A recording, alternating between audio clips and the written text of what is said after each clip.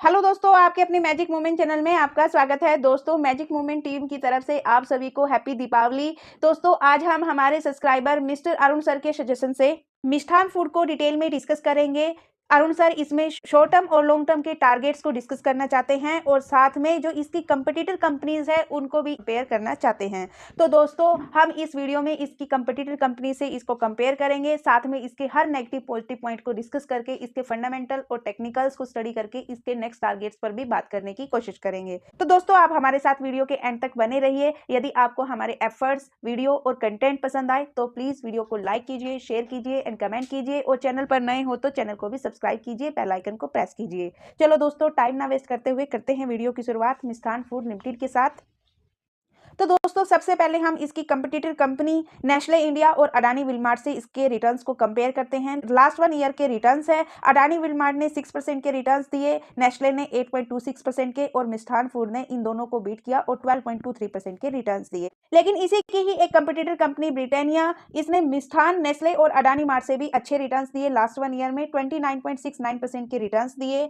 और बाकी 2 other companies से भी इसको कंपेयर करें, ब्रिटानिया और बिकाजी। बिकाजी एफएमसीजी सेक्टर की कंपनी है, ब्रिटानिया ट्रेडिंग सेक्टर की भी कंपनी है और साथ में एफएमसीजी की भी कंपनी है। तो दोस्तों, अगर इनसे इसको कंपेयर करें तो दोस्तों इनमें सबसे ज्यादा रिटर्न्स बिकाजी ने दिए। हालांकि नवंबर 2023 में मिष्ठान लिमिटेड के रिटर्न्स ज्यादा थे ब्रिटानिया और बिकाजी के कंपैरिजन में।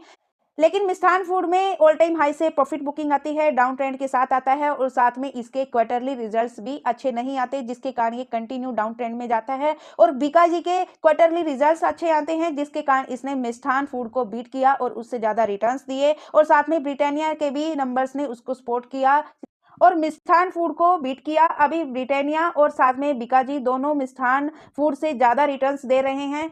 तो दोस्तों, सबसे पहले डिस्कस करते हैं कंपनी के बिजनेस को। कंपनी काम क्या करती है दोस्तों? ये कंपनी मैन्युफैक्चरिंग, एक्सपोर्ट और ट्रेडिंग करती है राइस, व्हीट, पल्सीज, रॉक सोल्ट और रेगुलर सोल्ट में। दोस्तों, ये कंपनी इंडिया के साथ साथ इंटरनेशनल मार्केट में भी अपने प्रोडक्ट को सेल करती है। और इस कंपनी ने फाइनेंशियल ईयर 2024 में हिमालयन पिंक सोल्ट भी लॉन्च किया। और दोस्तों, अगर इसकी बिजनेस मॉडल की बात करें तो दोस्तों ये कंपनी सोर्सिंग, प्रोसेसिंग, पैकेजिंग और मार्केटिंग, और अगर इसकी रिवेन्यू की बात करें तो डोमेस्टिक लेवल से इसका 99% का रिवेन्यू आता है और एक्सपोर्ट से 1% का। ये कंपनी मिडल ईस्ट कंपनीज में अपने बिजनेस को एक्सपेंड कर रही है, सिंगापुर और यूएसए मार्केट में। ये कंपनी ओनली बीएसई पर ही लिस्टेड है, ट्रेडिंग सेक्टर से बिलोंग करती है और फिनस्टार की तरफ से ये 4 स्टार कंपनी है। इस कंपनी का मार्केट कैप 1548 सीआर, इसका स्टॉक भी 157.05। दोस्तों, इस कंपनी का स्टॉक भी फेयर है, यानी इसकी वैल्यूएशन फेयर है इसके कंपटीटर कंपनीज के कंपैरिजन में और इसके सेक्टर के कंपैरिजन में। और दोस्तों, इस कंपनी के पास 0.03 सीआर का कैश अवेलेबल है, लेकिन 46 सीआर का इसके ऊपर डेप्ट है। अगर इसको इसके डेप्ट को इसके मार्केट कैप से कंपेयर करें तो दोस्तों इस कंपनी के ऊपर इसके इसके मार्केट कैप का लगभग 2.5% इसके ऊपर डेप्ट है और ये कंपनी डिविडेंड भी पे आउट करती है। इस कंपनी का डिविडेंड यील्ड 0.01%, इस कंपनी की आरओसी 11.17%, आरओई 8.01%। और दोस्तों, इस कंपनी में ओनरशिप बिलो है, क्योंकि इस कंपनी में लास्ट 2 क्वार्टर्स से इसके प्रमोटर्स अपने स्टेक को सेल कर रहे हैं। और दोस्तों, इस कंपनी की इफिशियंसी एक्सीलेंट है और इसके फाइनेंशियल्स वेरी स्टेबल है, यानी ये कंपनी फाइनेंशियली स्ट्रॉन्ग है, जो कि कंपनी के लिए एक पॉजिटिव पॉइंट है। और दोस्तों, ये राइस और पल्स की ट्रेडिंग के साथ साथ एथेनॉल प्रोजेक्ट पर भी काम करती है। इस कंपनी ने एमओयू साइन किया गवर्नमेंट ऑफ गुजरात के साथ एथेनॉल मैन्युफैक्चरिंग का। और दोस्तों, आने वाले टाइम में इस प्रोजेक्ट में कंपनी का एम है Q2 फाइनेंशियल ईयर 2026 तक अच्छा खासा रिवेन्यू जनरेट करने का। और फाइनेंशियल ईयर 2024 के अप्रैल में कंपनी ने राइट इशू से 50 सीआर का फंड रेज किया। और अगर कंपनी की अर्निंग वाइज ग्रोथ को चेक करें तो दोस्तों, इस कंपनी का रेवेन्यू 2021 से लेकर 23 तक कंटिन्यू इंक्रीज हुआ, लेकिन 2024 में इस कंपनी का रेवेन्यू डाउन गया। और रेवेन्यू के साथ साथ कंपनी का नेट प्रॉफिट भी डाउन हुआ 2024 में। और अगर कंपनी की क्वार्टर ऑन क्वार्टर बेसिस पर अर्निंग ग्रोथ को चेक करें तो दोस्तों, इस कंपनी का रेवेन्यू दिसंबर 2023 के क्वार्टर से लेकर जून 2024 के क्वार्टर तक कंटिन्यू इंक्रीज हुआ, लेकिन सितंबर क्वार्टर में इसका रेवेन्यू डाउन गया। इस कंपनी ने अपने Q2 की अर्निंग को अभी पब्लिश किया 3 to 4 डेज पहले, लेकिन कंपनी का ऑपरेटिंग प्रॉफिट लास्ट क्वार्टर्स के कंपैरिजन में इंक्रीज हुआ। रेवेन्यू भले ही डाउन गया, लेकिन इसका ऑपरेटिंग प्रॉफिट इंक्रीज हुआ। ऑपरेटिंग प्रॉफिट इंक्रीज होने के कारण कंपनी का नेट प्रॉफिट भी लास्ट क्वार्टर के कंपैरिजन में इंक्रीज हुआ, लेकिन ओवरऑल अभी भी डाउन है। तो दोस्तों company Q on Q basis पर भी वाई ऑन वाई बेसिस पर नंबर मिक्स दे रही है, कभी अप्स तो कभी डाउन। लेकिन अभी Q2 की अर्निंग मार्केट की एक्सपेक्टेशन से अच्छी रही, इसके कारण इसके शेयर पर भी पॉजिटिव असर आया।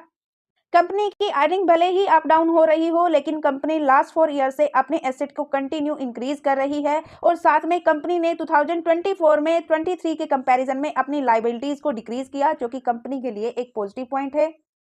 इस कंपनी में प्रमोटर्स का स्टेक 43.48%, एफआईज का स्टेक 5.63% और पब्लिक का स्टेक 50.9%। इस कंपनी में नेगेटिव पॉइंट है, इसके प्रमोटर्स लास्ट 3 क्वार्टर से कंटिन्यू इसमें सेलिंग कर रहे हैं, प्रॉफिट बुक कर रहे हैं। लेकिन एफआईज ने सितंबर क्वार्टर में फिर से अपने स्टेक को इंक्रीज किया, जो कि कंपनी के लिए एक पॉजिटिव पॉइंट है। दोस्तों ये कंपनी एक स्मॉल कैप कंपनी है जिसमें रिस्क हाई है और इसने अपने इन्वेस्टर्स को अक्टूबर 2016 से लेकर अब तक 997% के रिटर्न्स दिए। इस कंपनी के शेयर का लो प्राइस ₹1.29, ऑल टाइम हाई इसका ₹58.78। और अगर कंपनी का स्कोर कार्ड चेक करें तो कंपनी की परफॉर्मेंस लो है, वैल्यूएशन इसकी एवरेज है, ग्रोथ इसमें लो है, प्रॉफिटेबिलिटी इसमें हाई है, एंट्री पॉइंट अभी एवरेज है, इसका स्टॉक अभी ओवरबॉट जोन में नहीं है। अगर कोई इस कंपनी में इंटरेस्टेड है तो वो फ्रेश बाइंग कर सकता है अपने रिस्क और रिटर्न के अनुसार। और कंपनी में रेड फ्लैग भी लो है, जो कि कंपनी के लिए सेकंड पॉजिटिव पॉइंट है। तो दोस्तों अभी तक हमने इस कंपनी के पॉजिटिव नेगेटिव पॉइंट्स को डिस्कस किया था इसके फंडामेंटल्स में। दोस्तों इस कंपनी की अर्निंग थोड़ी सी वोलाटाइल है, लेकिन अदरवाइज ये कंपनी फाइनेंशियली स्ट्रॉन्ग है और साथ में दोस्तों इस कंपनी के फंडामेंटल्स मेरे ओपिनियन से मॉडरेट टू गुड हैं। तो अब हम इसके टेक्निकल्स को डिस्कस करेंगे, 2021 से लेकर 2024 तक के चार्ट को डिस्कस करेंगे। 2021 में ये कंपनी अपने लो प्राइस पर ट्रेड कर रही थी ₹1.83 पर। यहाँ से ये अपने यू पैटर्न में अपने पिछले रेजिस्टेंस को ब्रेक करती है, नया ऑल टाइम हाई बनाती है, पिछले रेजिस्टेंस को सपोर्ट के रूप में रिटेस्ट करती है, नया ऑल टाइम हाई बनाती है, यहाँ से प्रॉफिट बुकिंग आती है और दोबारा जो पिछला सपोर्ट था उसी को ही रिस्पेक्ट देती है। जैसे यहाँ पर यू पैटर्न बनाया, यहाँ पर भी यू पैटर्न बनाया, अपने रेजिस्टेंस को ब्रेक किया, नया ऑल टाइम हाई बनाया, फिर प्रॉफिट बुकिंग आई। अब प्रॉफिट बुकिंग के साथ जो यहाँ पर इसका रेजिस्टेंस था उसी को इसने अभी सपोर्ट लिया। तो दोस्तों अभी भी ये डाउन ट्रेंड में है, लेकिन इस सपोर्ट के ऊपर अभी कंसोलिडेट कर रही है। तो इसका जो फर्स्ट सपोर्ट रहेगा वो ₹14.51 रहेगा। तो दोस्तों जैसे इसकी Q2 की अर्निंग मार्केट की एक्सपेक्टेशन से अच्छी आई, तो दोस्तों अभी यहाँ पर इसमें थोड़ा सा बाइंग वॉल्यूम आया, आज भी इसमें 2.26% का जंप है। तो दोस्तों अभी ये अपने स्पोर्ट पर अवेलेबल है, ₹14 का इसका फर्स्ट स्पोर्ट है और सेकंड स्पोर्ट रहेगा ₹6.86। इसका रेजिस्टेंस रहेगा ₹19.71, सेकंड रेजिस्टेंस रहेगा ₹26.40। तो दोस्तों अगर मार्केट के सेंटीमेंट पॉजिटिव रहे और दोस्तों अभी आगे इसको और ऑर्डर्स मिलते रहे, तो दोस्तों हम इसका 19 के लेवल का रेजिस्टेंस जल्द ब्रेक होता हुआ देखेंगे और साथ में इसके अगले क्वार्टर्स की अर्निंग में भी सपोर्ट किया, तो दोस्तों हम इस कंपनी में जल्द ही यू पैटर्न बनता हुआ देखेंगे और फिर से एक नया ऑल टाइम हाई देख सकते हैं। तो दोस्तों इसके चार्ट के पैटर्न को डिस्कस करते हुए, इसके रिजल्ट्स को डिस्कस करते हुए, इसके फंडामेंटल्स को देखते हुए, इस कंपनी में हम जो शॉर्ट टर्म के लिए नेक्स्ट टारगेट कंसीडर करेंगे वो हम ₹26 का करेंगे। लॉन्ग टर्म के लिए दोस्तों हम इसमें ₹70 के टारगेट को भी कंसीडर कर सकते हैं। और बात करते हैं इसके बाइंग सेलिंग लेवल की, तो दोस्तों हमने इसके बिजनेस फील्ड को डिस्कस किया, इसके बेसिक फंडामेंटल्स को डिस्कस किया, इसके टेक्निकल चार्ट को स्टडी किया, शेयर होल्डिंग पैटर्न चेक किया। कंक्लूजन दोस्तों अगर आप इस कंपनी में इंटरेस्टेड फ्रेश बाइंग करना चाहते हो या फिर एड ऑन करना चाहते हो, तो दोस्तों मेरे ओपिनियन से ₹14 के लेवल पर आप इसमें बाइंग कर सकते हो। एड ऑन करना चाहते हो तो दोस्तों एड ऑन भी कर सकते हो। और दोस्तों अगर किसी के पास इस कंपनी का स्टेक है, प्रॉफिटेबल है, प्रॉफिट बुकिंग करना चाहता है, तो दोस्तों उसको अभी वेट एंड वॉच करना चाहिए इसके 19 के लेवल के ब्रेक होने का। और चाहो तो दोस्तों आप इसमें लॉन्ग टर्म के लिए भी इन्वेस्ट कर सकते हो। एफआईज का सपोर्ट है, साथ में एथेनॉल प्रोजेक्ट पर भी काम कर रही है और दोस्तों आने वाले टाइम में एथेनॉल प्रोजेक्ट्स पर काम करने वाले शेयर में हम तेजी देख सकते हैं। लेकिन दोस्तों मेरी तरफ से किसी भी स्टॉक के लिए कोई रिकमेंडेशन नहीं है, आप अपने रिस्क रिटर्न और अपनी स्टडी के अनुसार ही स्टॉक मार्केट में इन्वेस्ट कीजिए। ये वीडियो एजुकेशनल पर्पस से है।